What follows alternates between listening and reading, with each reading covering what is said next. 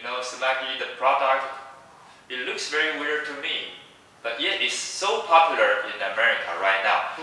Could you tell me the reason? That I don't know. No. Would I use that? Never.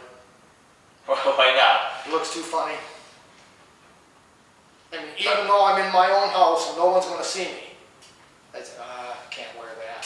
Why are so many people buying it? That I don't know. Probably because it's strange and it's different. And, as I said before, you turn the thermostat down, the house is cooler, your heating doesn't cost you as much. You can put that on and stay warm. And you can reach out and, if you're under the blanket, you got to reach out. Oh, that's cold. This has got arms, got the hood. You're completely covered up.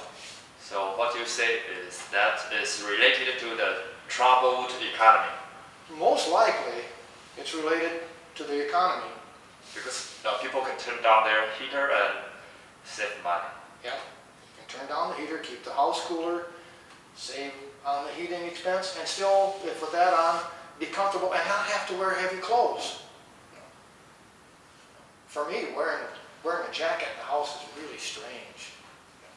Wearing a sweater in the house is, I don't even like to do that. When I'm in my house, I like to be in a short sleeve shirt. Well, here in Taiwan, we don't use heaters. So would you tell us a little bit more about heating system in the USA? Sure. Most homes, you have three basic types of heat. Electric heat, hot air furnace, which can run on gas, LP gas, or butane. Some butane, like you have the bottles here, we have that, and then natural gas. You probably don't have that here. Natural gas comes in a pipeline underground. There's no tanks. Never have to refill. Once a month, they read the meter and you pay the gas bill. Okay.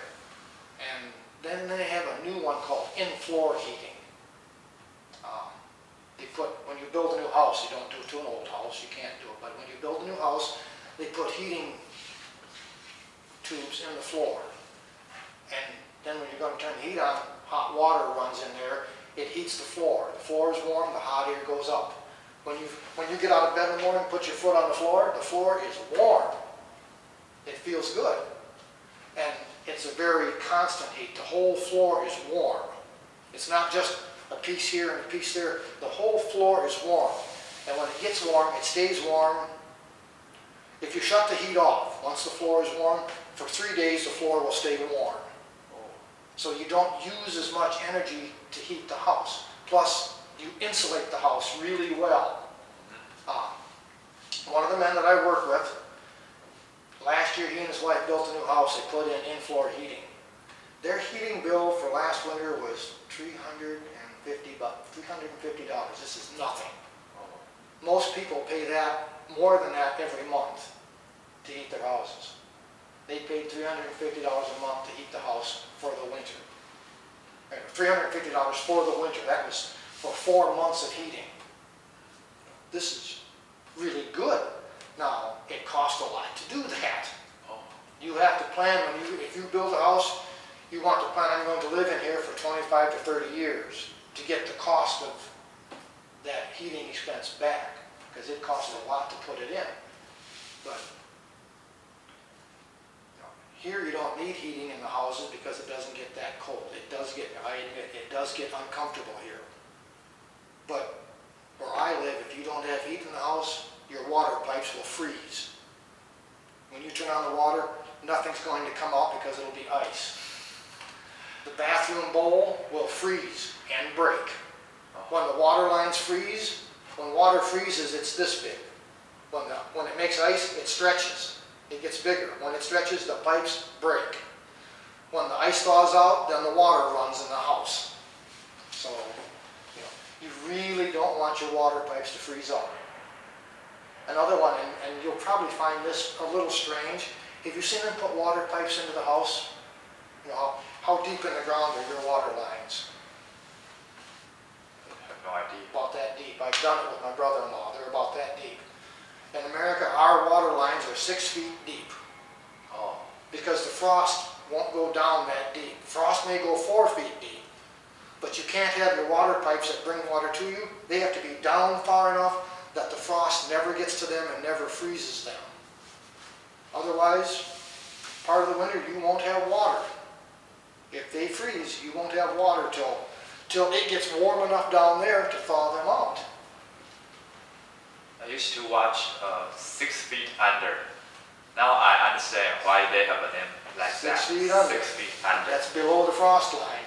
Uh, If you go down 6 feet, it won't freeze. Now, not everywhere in America does that. If you go to Florida, Florida is normally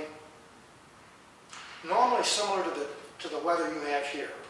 Summers are very hot and humid. Winters, sometimes they'll get maybe 2 or 3 days of really cold weather in Florida, where it goes down to freezing. And they have their water lines about that deep in the ground, and their water lines freeze up. Now this year, in December, in Florida there are a lot of citrus plantations. You know what a plantation is? Where they grow fruit. They have a lot of oranges and grapefruit in Florida. In December they had a freeze, and the fruit trees had their blossoms on, and when it freezes that kills the blossoms. No fruit for that tree for that year. So you can absolutely guarantee that this year the price of oranges in the U.S. is going to be very high because the fruit trees froze. And there's not going to be as many oranges. When there's not as many oranges, the price goes up. So, not everywhere in the U.S. does things the way we do in the north. In the south, they don't have to do that. It's not as cold. They get some cold weather. The other thing that always puzzles me, I know a lot of people that are retired and they go to Florida for the winter. And everyone that goes to Florida catches a cold. Because it's not quite cold enough. To be very careful. Yeah, it's kind of like coming here. It's not quite cold enough that you really need to be careful. So you catch cold. They do the same thing there.